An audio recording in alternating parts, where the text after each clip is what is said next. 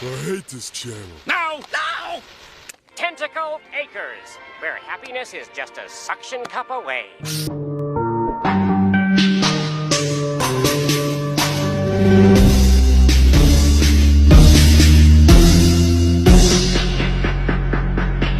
Okay, let's go.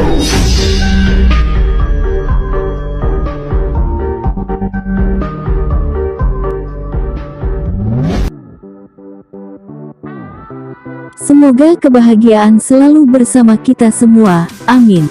Kali ini sedikit pembahasan tentang fenomena impian dan keinginan sebagian dari kita tentang anak pintar, cerdas, dan ber-IQ tinggi, serta bisa masuk di sekolah unggulan, dan pastinya berpuncak pada harapan masa depan anak yang cemerlang, sukses, dengan pencapaian prestasi tertinggi, kaya raya dan terkenal, kira-kira begitu. Walau mungkin dengan berbagai dalih dan alasan, atau tak persis sama dengan kalimat di atas, kita bisa punya tujuan lain tentang masa depan anak yang kita cintai dan banggakan.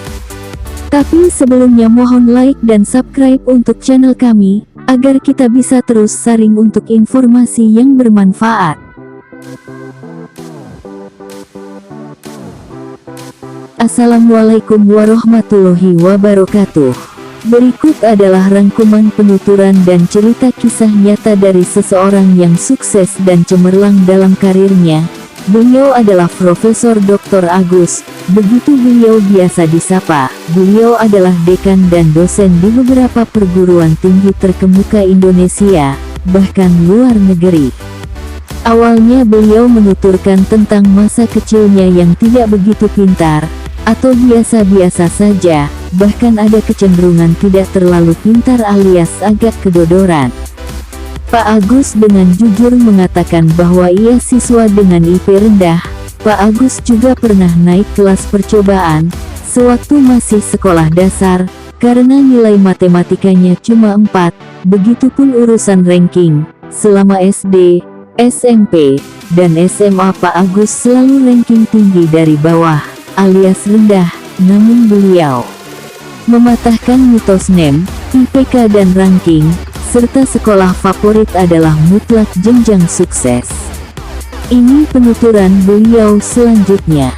Ada 3 hal ternyata tidak terlalu berpengaruh terhadap kesuksesan, yaitu NEM, IPK dan ranking. Saya mengarungi pendidikan selama 22 tahun, 1 tahun TK, 6 tahun SD, 6 tahun SMP dan SMA, 4 tahun S1, 5 tahun S2 dan S3. Kemudian mengajar selama 15 tahun di universitas di 3 negara maju, Amerika Serikat, Korea Selatan dan Australia, dan juga di tanah air. Saya menjadi saksi betapa tidak relevannya ketiga konsep di atas terhadap kesuksesan. Ternyata sinyalemen saya ini didukung oleh riset yang dilakukan oleh Thomas J. Stanley yang memetakan 100 faktor yang berpengaruh terhadap tingkat kesuksesan seseorang berdasarkan survei terhadap 733 milioner di Amerika Serikat. Hasil penelitiannya ternyata nilai yang baik, yakni NEM, IPK dan ranking, hanyalah faktor sukses urutan ke-30. Sementara faktor IQ pada urutan ke-21, dan bersekolah di universitas, sekolah favorit di urutan ke-23. Jadi saya ingin mengatakan secara sederhana, anak Anda nilai rapotnya rendah tidak masalah. NEM anak Anda tidak begitu besar. Paling banter akibatnya tidak bisa masuk sekolah favorit. Yang menurut hasil riset, tidak terlalu pengaruh THDP kesuksesan. Lalu apa faktor yang menentukan kesuksesan seseorang itu? Menurut riset Stanley berikut ini adalah 10 faktor teratas yang akan mempengaruhi kesuksesan.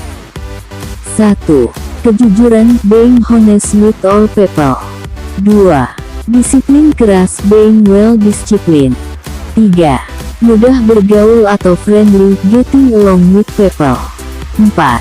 Dukungan pendamping, having a supportive spouse. 5. Kerja keras, working harder than most people. 6. Kecintaan pada yang dikerjakan, loving my career, business. 7. Kepemimpinan, having strong leadership qualities. 8. Kepribadian kompetitif atau mampu berkompetisi, having a very competitive spirit personality.